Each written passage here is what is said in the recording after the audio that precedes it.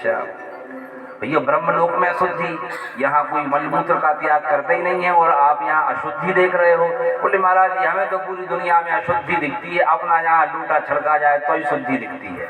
अरे ये तो बहुत पहुंचे महात्मा है, लोगों को कुछ अलग से देखे तो बहुत पहुंचे हुए हैं, और वही जो हम में है वो उनमें देखे तो पहुंचे हुए नहीं है।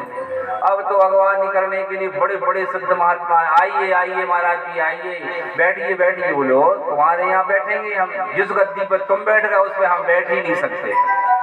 ब्रह्मा जी कहने लगे फिर पूरी दुनिया में कहाँ बैठोगे, ऐसा कोई स्थान ही नहीं है जहाँ कोई मरा नहीं हो और जहाँ कोई बैठा नहीं हो। कर्ण को जलने के लिए कहीं जगह नहीं मिली तो भगवान ने हाथ पे जलाया। ऐसी पूरी दुनिया में कोई जगह नहीं है जहाँ कोई जला नहीं हो और जहाँ कोई बैठा नहीं हो। आपकी गोद तो है। ब्रह्मा जी ने कहा मेरी गोद में आके बैठ जाए। जो गोद में आके बैठने लगे तो वो जल छलकने लगा। ब्रह्मा जी ने कहा यहाँ जल की क्या अवस्था, बोली आपकी गोद भी अशुद्ध है। ब्रह्मा जी ने माथा पकड़ लिया, जिसको मेरी गोद जो परम पुनीत है उसमें भी यदि अशुद्धि देखेंगे तो पता नहीं कौन है। जो ध्यान से देखा तो अरे बोले तू तो मेरा ही बेटा पाखंड है, तू दम्भ है मेरा बेटा। पाखंडी आदमी ऐसा ही करता है, चलता रहता है, कुछ तो ही कुछ कर दो उसका अलग चलेगा, घर में तो अलग काम चलता ही रहेगा ऐसा। तो इन लोगों के चक्कर में ज्यादा मत पड़ा करो भाई, लूट लेते हैं लोग। बेगमगंज तहसील में ना जाने कितने लोगों को बोले 10 ग्राम सोने से हम 100 ग्राम सोना बनाएंगे, 100 ग्राम से 1 किलो बनाएंगे, जो 10 ग्राम था वही चला गया। हुआ कि नहीं, इसी में हमने कई बार अखबारों में पढ़ा, होता है ऐसा। चक्कर में मत पड़, ज्यादा के चक्कर में मत रहो। जो है जो प्राप्त है वही पर्याप्त है। जब हम पात्र बन जाएंगे तो हमें प्राप्त भी हो जाएगा।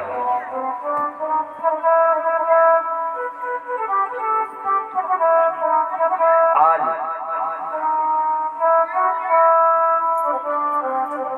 सूर्यदेव ने कहा मेरी पत्नी का स्वभाव बदल गया, किसी ने कुछ करा तो नहीं दिया। बृहस्पति देव कहने लगे ऐसा है, तुम कह रहे पत्नी को कुछ करा तो नहीं दिया, पूरी पत्नी नहीं है यहाँ तो। तुम्हारी जो पत्नी है वो तो धरती लोक पे चली गई, भजन कर रही है शंकर जी का। ये कौन है, बोले तो उसकी छाया से उत्पन्न है। तब तो सूर्यदेव को अच्छा ना लगा।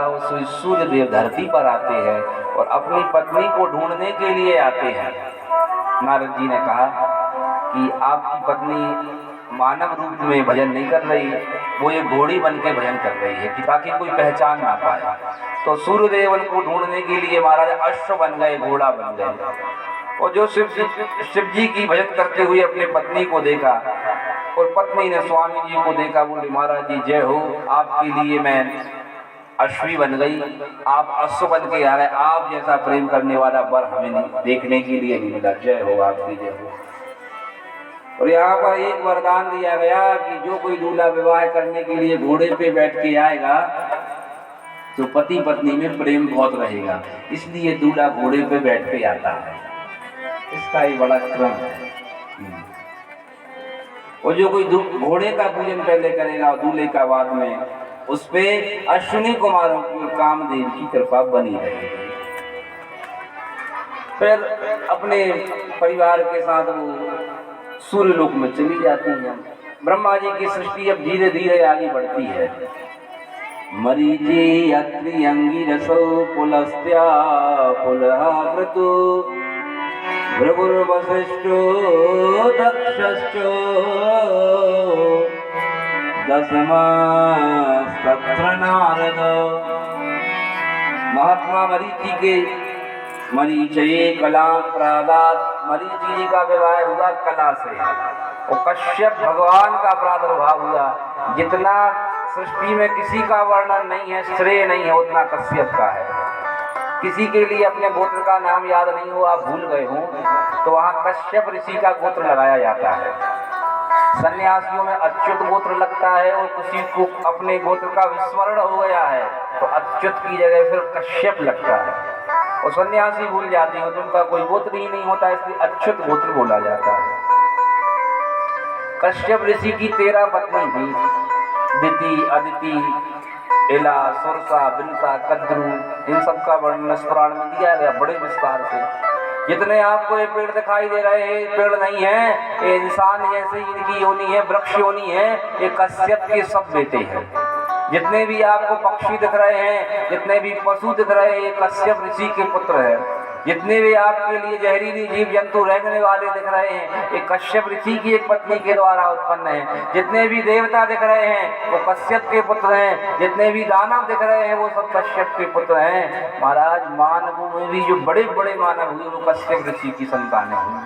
उनकी बड़ी महिमा इस सृष्टि में रही, जिनने बड़ा योगदान दिया, श्रेय दिया, इसलिए उनका नाम ब्रह्मा जी ने कहा तुमने बड़ा योगदान दिया है, हम तुम्हें वरदान देते हैं, कोई गोत्र अपना भूल जाए तो कश्यप गोत्र लगा सकता है। लेकिन सृष्टि के लिए बढ़ाने के ब्रह्मा जी जो सोच के आए थे कि सृष्टि बढ़ेगी, उतनी बड़ी नहीं हुई। तब ब्रह्मा जी ने अपने शरीर के 2 भाग किए। दाएं अंग से एक भाग प्रकट किया, बाएं से एक प्रकट किया। दाया वाला हुआ मनु और बाएं से हुए शत्रुपा। इनने इस सृष्टि में बड़ा योगदान दिया। स्वयं भो मनु अरु सतरूपा, स्वयं भो अरु सतरूपा, स्वयं भो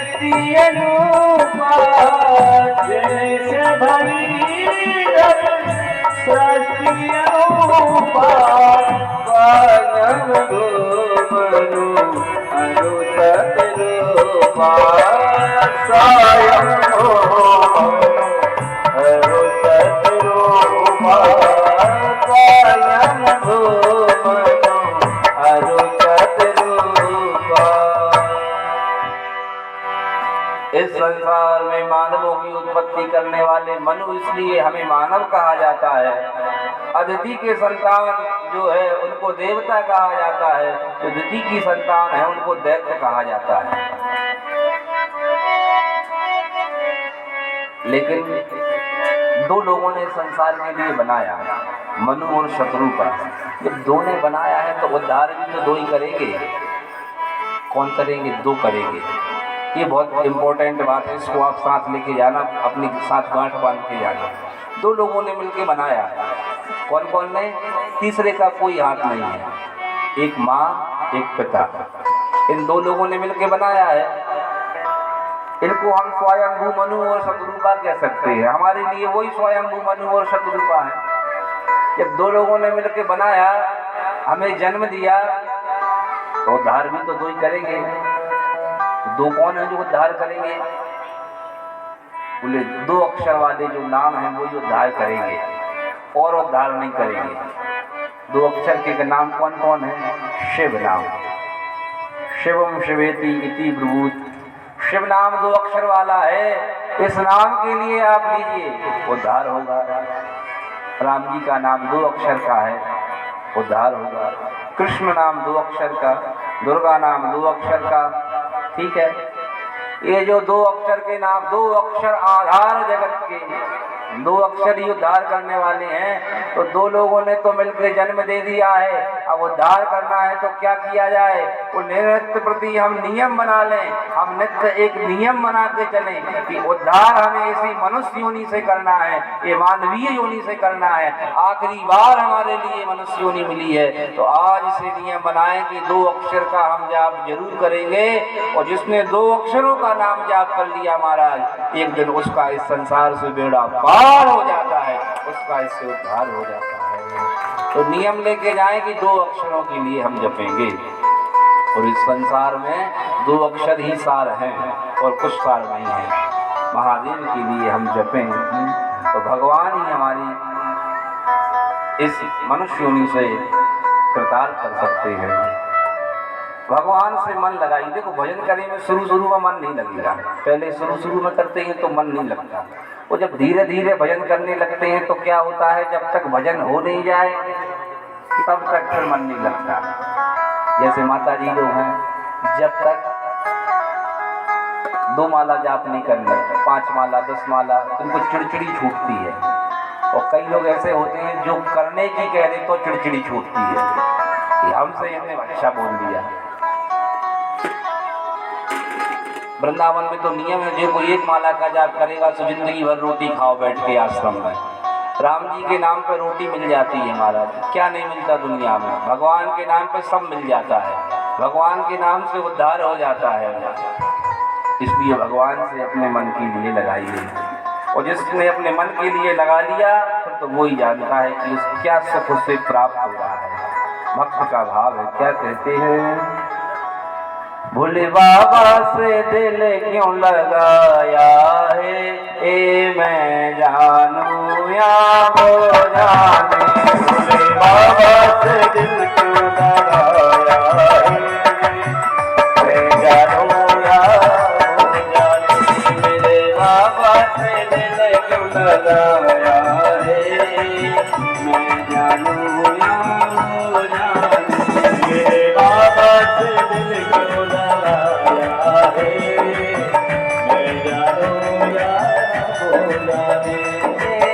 मैं जानू या वो जाने, मैं जानू या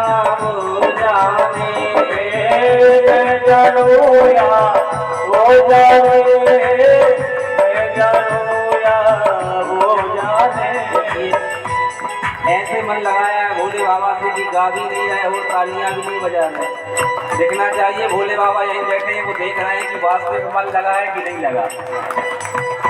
मैं जानू वो जाने, मैं जानू या वो जाने, मैं जानू या वो जाने, मैं जानू या वो जाने।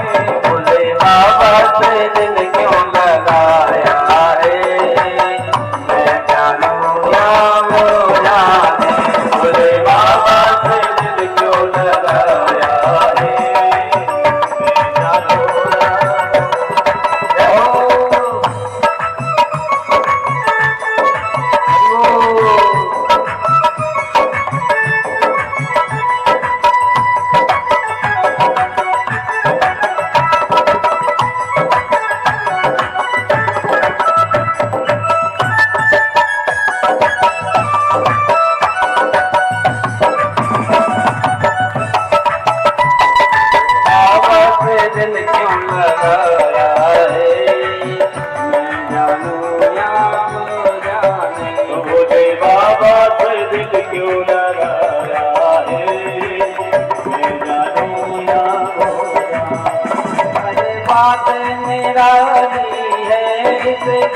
हर बात में एक भोला, हर बात निराली है उसकी, हर बात में एक भोलापन।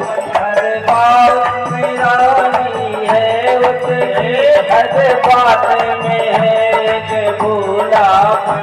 हर बात निराली है उसकी, हर बात में है एक भोलापन। बाबा पे दिल क्यों आया है, भोले बाबा पे दिल क्यों आया है, मैं जानू या वो जाने। भोले बाबा पे दिल क्यों आया है, जानू या वो जाने। भोले बाबा से दिल क्यों लगाया है, मैं जानू या वो जाने। भोले बाबा से दिल क्यों लगाया है, जानू या वो।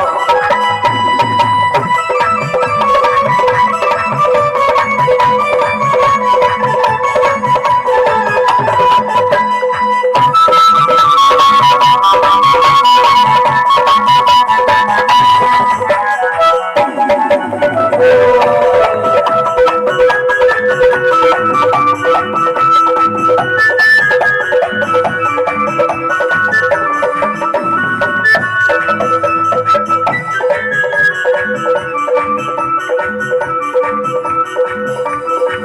मेरे प्यार ने दिल दीवाना किया, मुझे सारे जग से बेगाना किया। मेरे प्यार में दिल दीवाना किया, मुझे सारे जग से बेगाना किया। मेरे प्यार ने दिल दीवाना किया, मुझे सारे जग से बेगाना किया। मेरे प्यार ने दिल दीवाना किया, मुझे सारे जग से बेगाना किया।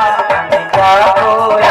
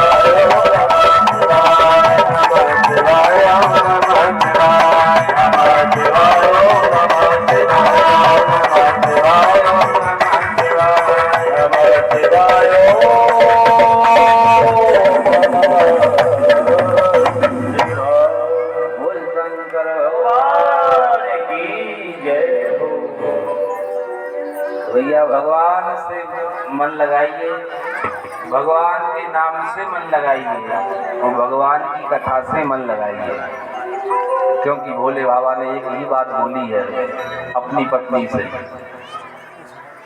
उमा कहूँ मैं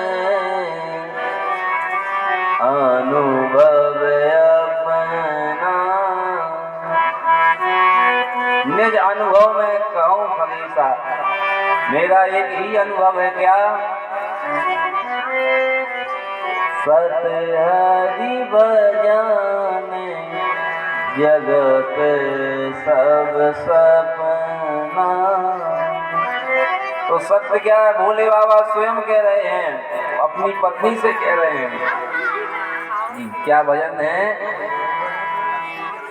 भजन ही सत्य है, कथा ही सत्य है, भगवान का चिंतन सुमरन ही सत्य है। क्योंकि सुन अनुभव से बोलते हैं, अपन बोलते हैं भैया ये बात हम अपने अनुभव से कहते हैं, भैया ऐसा काम करो नहीं तो तुम धोखा खा जाओगे। ऐसे ही भोले बाबा कहते हैं, सत हरि भजन जगत सब सपना, उमा कहूँ मैं अनुभव अपना। तो भैया भजन करना चाहिए। उद्धार के लिए क्या है, दो नाम है, तो बस यही भोले बाबा बोलते हैं। इसलिए दो नाम पकड़ लीजिए, जो भी नाम आपको पकड़ने हैं, दो अक्षर के नाम को पकड़ने, चाहे राम हो, चाहे शिव हो, चाहे दुर्गा हो, चाहे राधा हो, जिससे आपका प्रेम हो आप पकड़ लीजिए। बाध्यता नहीं है कि यही पकड़ के जाइए आप, भाई भगवान का नाम जपिए, कोई भी नाम जपिए, उससे ही उद्धार है। दो ने बनाया और दो ही अक्षर उद्धार करने वाले हैं। अब महाराज मनु ने अपनी 5 संतानों के लिए जन्म दिया। आपूति देवहूति प्रसूति इति विश्रुता। बड़ी बेटी का नाम था आपूति, उनसे जो छोटी बेटी थी उनका नाम था देवहूति, और उनसे भी जो छोटी थी उनका नाम था प्रसूति। आपूति का विवाह तो रुचि प्रजापति से हुआ, यज्ञ नारायण भगवान का प्रादुर्भाव हुआ। देवहूति का विवाह महात्मा करदम से हुआ, जिनकी कथा भागवत में बड़े विस्तार से संत लोग गाते हैं। हमने बड़े विस्तार से कथा के लिए सुनाया है, यूट्यूब पर डली हुई है, YouTube पे आप बड़े विस्तार से इस कथा के लिए सुन सकते हैं। एक दिन तक हमने पूरी इस कथा को गाया है। अब छोटी बेटी जिनका नाम था प्रसूति, उनका विवाह हुआ दक्ष प्रजापति के साथ। एक कल्प में बताते हैं कि असिकनी से उनका विवाह हुआ, एक में बताते हैं वारुणी से हुआ। तो संत लोग गाते हैं कल्प कल्प की कथाएं हैं। जब दक्ष प्रजापति का विवाह हुआ तो 60 कन्याओं की उत्पत्ति हुई। 60 में से 27 तो चंद्रमा के लिए बिहा दी, 13 धर्म के लिए दे दी। एक बेटी थी जिसका विवाह हुआ अग्नि से, उनका नाम पड़ा स्वाहा, इसलिए अग्नि में बोलते हैं स्वाहा। एक का विवाह हुआ पितरों से जिसका नाम था स्वधा। जब भी पितरों का पूजन करें तो तस्मै स्वधा नमा जरूर बोले, इनसे पितृ देवता प्रसन्न होते हैं। वो देखो हर देवता की पूजन करने के लिए भगवान ने अलग अलग उंगलियां दी हैं। भगवान ने 5 उंगली क्यों दी हैं?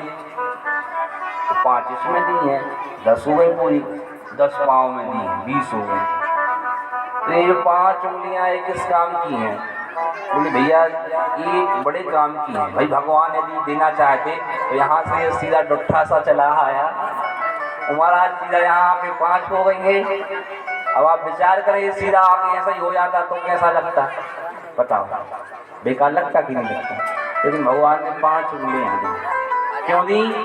ये इसकी बड़ी महिमा है 5 उंगलियों की। जिनको हम प्रणाम करते हैं उन लोगों के लिए टीका इस उंगली से लगाना चाहिए। कौन सी? इस वाली से। जो हमारे पूजनीय है, जैसे पंडित जी है, हमारे जिया जी हैं, हमारे दामाद जी हैं, उनको इस उंगली से लगाना चाहिए। लोग क्या करते हैं, इस उंगली से लगा देते हैं ऐसे। इस उंगली से टीका उन्हें लगाया जाता है जो तुम्हें प्रणाम करते हैं, जैसे कि बेटा हो गया, अपने साले साहब हो गए, भतीजा हो गया। जो हमें प्रणाम करे उनके लिए अंगूठा होता है। लेकिन लोग क्या करते हैं, खुद को टीका लगाना हो तो इस उंगली से, माने पूरी दुनिया के पूज्य हम ही हैं, खुद ही हैं पूरे। और जब दूसरों को लगाना हो, माने भैया सबको आशीर्वाद देने वाले हम ही हैं, तो इससे लगा देते हैं। एक ज्ञान होना चाहिए, अपराध बन जाता है। उंगलियों की महिमा है। इस उंगली से पितरों का पूजन किया जाता है। पितरों की जो फोटो है हमारे घर में ऐसे स्थान पर लगनी चाहिए जहां हमारा मुंह दक्षिण की ओर हो जाए, नहीं तो पितृदोष परिवार में बढ़ने लगता है। हम जब पूजन करें तो हमारा मुंह दक्षिण की ओर हो, पितरों का उत्तर की ओर होना चाहिए। और पितरों को पूजन इस उंगली से करना चाहिए। पितरों को टीका लगाने की भी विधि अलग है। सफ़ेद चीज़ें ज़्यादा पसंद हैं।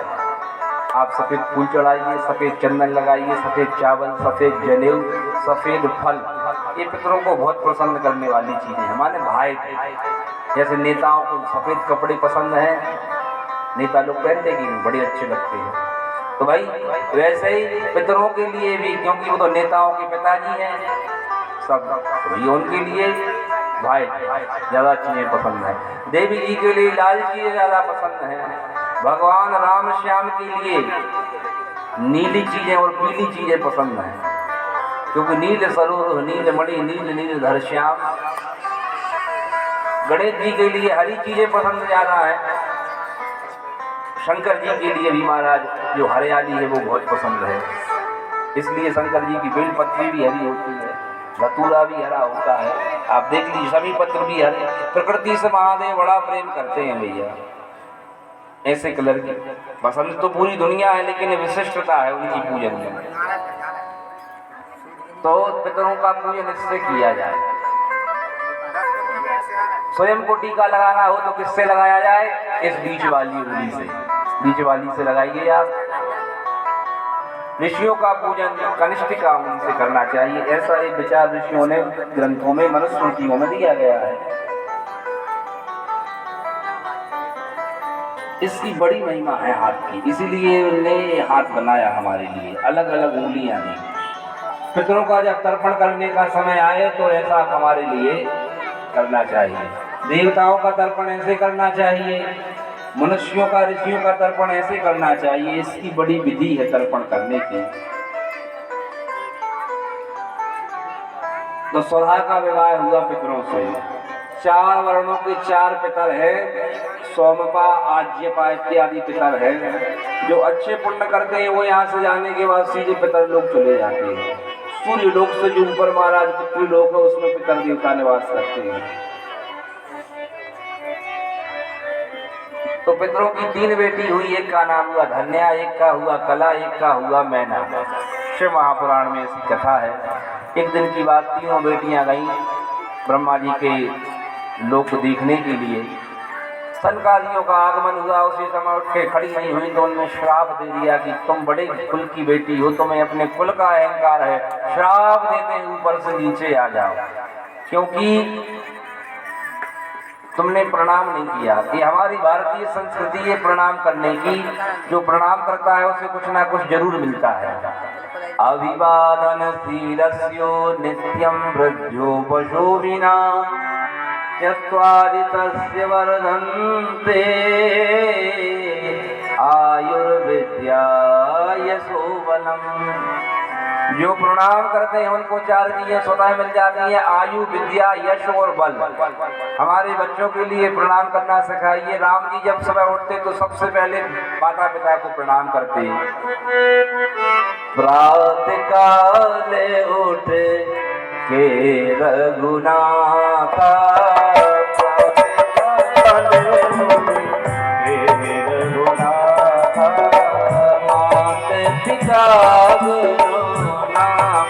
माता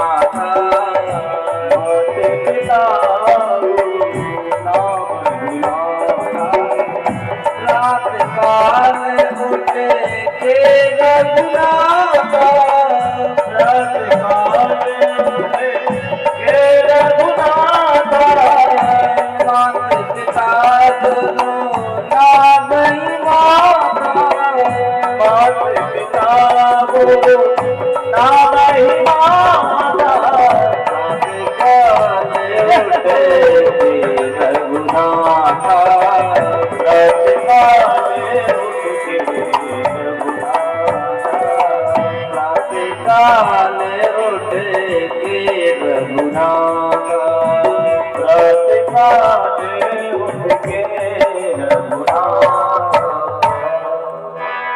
भगवान सबसे पहले प्रणाम करते धरती के लिए, अपनी हथेलियों के लिए, माता पिता गुरु के लिए, यज्ञ नारायण भगवान को, मंदिर में जो देवता बैठे उनको, पितरों के लिए नित्य प्रति प्रणाम करते। इनने प्रणाम नहीं किया तो श्राप दे दिया कि तुम ऊपर के लोगों से नीचे मृत्यु लोक में चले जाओ। इन्होंने क्षमा याचना करी तो उनके लिए आशीर्वाद दिया कि हे धन्या, तुम्हारा जन्म सतयुग में होगा, हिमाचल से विवाह होगा, तुम्हारे यहाँ भगवती पराम्बा का प्रादुर्भाव होगा और तुम्हारा जीवन सफल हो जाएगा। कला से कहा तुम्हारा प्रादुर्भाव त्रेता में होगा, जनक की पत्नी बनोगी और भगवती पराम्बा जानकी आएंगी, तुम्हारे लिए कृतार्थ करेंगी। मैना से कहा तुम्हारा जन्म द्वापर में होगा और तुम्हारा विवाह वृषभानु से होगा, राधा रानी का शक्ति के रूप में प्रादुर्भाव होगा, तुम्हारा जीवन सफल हो जाएगा। तीनों को आशीर्वाद मिला 3 युगों के लिए। ये तीनों बेटी पितरों की है। अब एक बेटी और थी दक्ष की, जिनका नाम था सती। दक्षस्य तनयाया भूत सती नाम ना दुया विभूत।